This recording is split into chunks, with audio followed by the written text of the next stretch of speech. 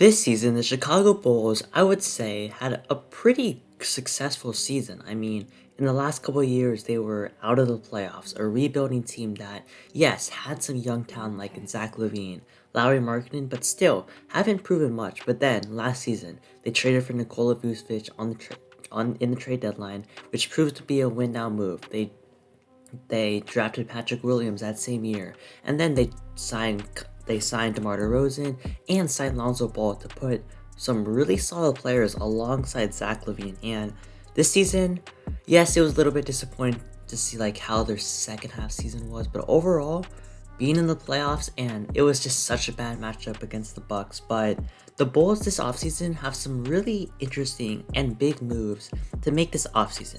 So before I start, make sure to like the video, subscribe to the channel, as it further motivates you to make more videos like this. So let's get right into it.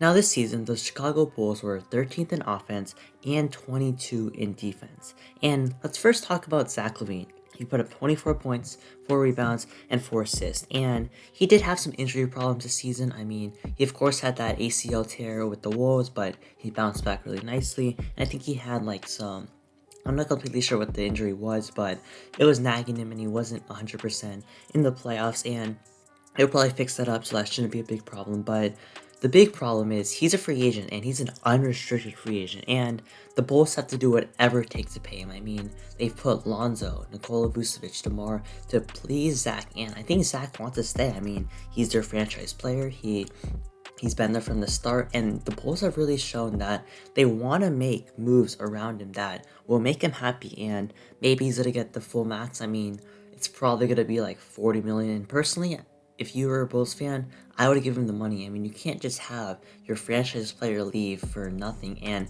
they have to do whatever it takes to keep him. Now, there have been some rumors about a lot of teams would like a skill set that Zach Levine has. I mean, yes, not the best defensively, but a bucket getter, is a decent passer, and a lot of teams would just want that primary score that you can lean on in the end of the game to get you a bucket from 3, athleticism, and he's one of the best 3-point shooters in the entire NBA. And then also that dunking, I mean, we saw it in the dunk contest, and if the Bulls can build alongside Zach even more, then he's definitely going to be a franchise player. But no doubt, give him the money he wants, make sure Zach Levine is on the roster. And then we have Demar Derozan. I mean, he put up 28, 5 and 5, and he definitely exceeded a lot of expectations. I mean, with the Raptors, he was an All-NBA player. I think he was like All-NBA second team one time, averaged 28 too. Then he got traded to the Spurs for Kawhi Leonard, and I would say, improved. I mean, yes, his scoring was down, but his passing improved, his defense improved a little bit, and he became quite underrated. And after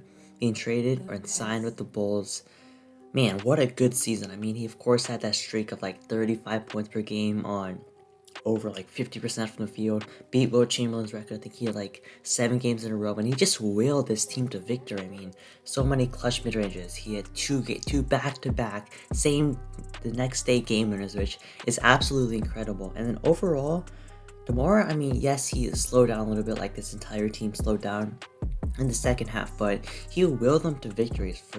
There was a reason why that the Bulls were the number 1 seed in the entire Eastern Conference for a small chunk of the season. So I'm interested to see what will they do next season. I mean, of course, he was not the best in the playoffs, but he was pretty much doubled every single time he got a pick and roll. I mean, they just trapped him whenever he had the ball, and he made the right play to an open guy, but those guys just didn't really step up. I mean, in that Bull series against the Bucks, they barely got any points around the basket, especially if DeMar penetrated. They would just send Giannis, Brook Lopez, Drew Holiday at him, and he kicked it out to the shooters, and they bricked all of those threes pretty much. And I think they shot like the most 3-pointers in their postseason history, Bulls postseason history, and they missed. I think they shot like under 30% in those shots. But I'm interested to see how he plays next year. I mean, he's like 32 years old. I think he's like the young 30s, but will he take the next step? I mean, he had his best season at this age, and we'll see if he progresses. I mean, he doesn't really rely on athleticism that much. He's more of his jump shot, the IQ that he has. So I think he can age pretty well, but I don't think he's gonna play this well. Maybe put up like 23, like 6 and 5, maybe something like that next season. And maybe Zach Levine will take over as the first option, though. We'll see how Demar performs next season. And then you have someone like Nikola Vucevic, and he definitely had a down season. I mean, he just was off the entire season. He missed layups. He couldn't really shoot the season, and he just needs to step up. And now it is definitely the first. It's the first time that Vooch actually has good teammates. Like on the Magic, he had like Evan Fournier, Aaron Gordon, which yes, they're solid players, but not the caliber of Zach Levine, Lonzo Ball, and Demar Derozan. And it's of course to take him some time to adjust, but they're really gonna need him to step up. Then you have Lonzo Ball. I mean, he was out for this. He was pretty much out for the last 3 months, and felt like he didn't play for a long time. And they're gonna need his 3-point shooting. They need his passing, and he's a big part of this team. I mean, he was a big reason why this team started off so strong because of mainly the transition offense. I mean, they ran the floor. When you have Zach Levine and Lonzo Ball, they're gonna run, make some flashy plays. But once Lonzo went out, they slowly went to that half court offense, relied on Demar more, and it didn't really prove to be very well. I mean, Lonzo, he provides so much for this team, like the defense. They need that. They need the passing. They need just the shooting, everything that Lonzo provides, they needed this season. And I think he will most likely be healthy, which he's locked up for the next couple of years. And I'm really excited to see how will Lonzo, Vooch, DeMar, Zach, how will they perform in hopefully a healthy season overall. And then you have a young player like Patrick Williams, who I'm super excited about. His athleticism is there. And even though he showed up, and even though like he's really young and he missed most of the season, he showed up in the playoffs. I mean, he needs to stay healthy, of course, because he's a young player, and when he stays healthy, he has so much talent. He stepped up in the playoffs a couple times. I think he had like 20 plus points during a couple playoff games.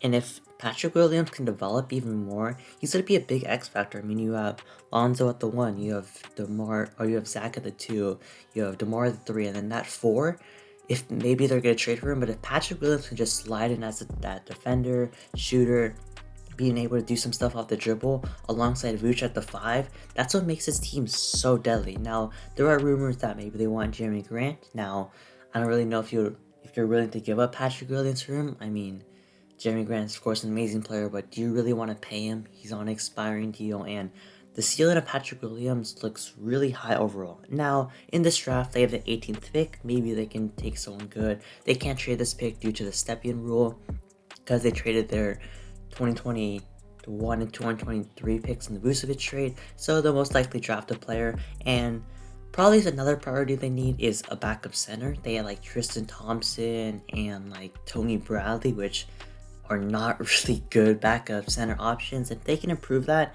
that's going to be so big. And then maybe they'll get that power forward. Maybe they get some defenders, improve their overall depth. I mean, you have some like Alex Caruso, one of the best role players in the entire NBA. Then like Derek Jones Jr., I guess. I mean, he's solid. Javonte Green, and you don't really want him at like the 6th or 7th man. And then if they can like Kobe White, maybe they'll most likely move Kobe, I think, because of his trade value, and they need some more win now moves. But when you have DeMar DeRozan, Nikola Vucevic in their 30s, and most likely going to regress in the future, you might have to make some win now moves. I mean, they have, two young players, Patrick Williams and Kobe White, and they have some older players in like DeMar, Vooch, and then they have some players in the middle like Alex Caruso, Zach Levine. So I think they really have to establish, are they going all in, which they most likely will, especially when you have Vooch and DeMar.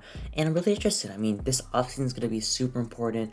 They don't want to be in mediocrity. They want to establish themselves as a legit title contender, and the window might not be open that long if DeMar is going to regress soon. If Vooch is going to just keep on declining, they're really going to need some players to step up. I mean, Patrick Williams going to be big. Lonzo Ball. Will Zach Levine take a step to maybe like a superstar? I don't really know. I think he definitely has the talent and the shot to do it. And I mean, this offseason is going to be pretty big. They, of course, had a really eventful offseason last year, which proved to be really successful. I mean, signing Lonzo, DeMar DeRozan, Alex Caruso, that's like a dream offseason for so many teams. And if they can run that back, if they can have another offseason that's this successful, I really like this. It's of course have to fill their needs because they have their main guys, and if they can build just around the edges, around Demar, Zach, Lonzo, Vooch, Patrick Williams, Alex Caruso, I think they can build something really good. So that being said, that's gonna be my thoughts about the Bulls. Comment down with your thoughts. Do you like the Bulls' future? What do you think they'll do this offseason? Make sure to like the video, subscribe to the channel, and I'll see you on next time.